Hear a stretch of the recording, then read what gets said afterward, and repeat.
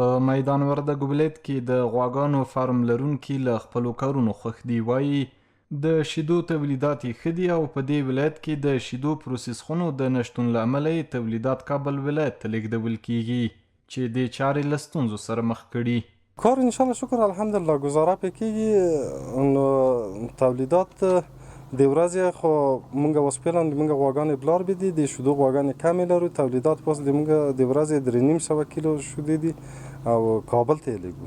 یک تن از آرزوهای ما اینمی است که ما از دولت نمیرم تقاضا داریم که اگه همراهمان همکاری کنه. اگه همراه ما همکاری نکنه این کاری فرمداری از ودیه 2 نفر و 3 نفر برآمدگی است. اگه دولت همکاری کنه که ما شاید از فعلا همکار است، دولت که ما همکار است از طریق کمی زمینی رو برای ما داده دولت دادن. ورته مهال د میدان وردګ ولایت د کرنې اوبو لګولو او مالدارۍ ریاست مسؤلین وایي چې په دې ولایت کې د فارم لرونکو ستونزو ته د رسیدو په موخه د شیدو په 3 پروسس مرکزونو کار روان دی چې په نږدې راتلونکي کې به یې چارې بشپړې او ګټې اخیستنې ته وسپارل شي. مونږ خو دلته 2 د پروسس مرکزونه اوس د لاس لاندې دي چې هغه د یونډیفي مؤسسې لخوا نه تمویلیږي.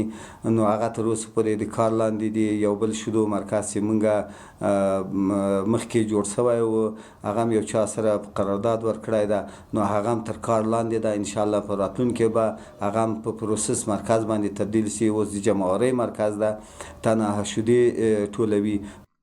مسؤلین وایي چې د دې ولایت مرکز کې تر 15 پورې د غواګانو فارمونه شتون لري او په ورځني ډول 7,000 کیلو شیدې تولیدیږي چې له دې جملې شاوخوا 4,000 کیلو کابل ولایت ته لیږدول کیږي.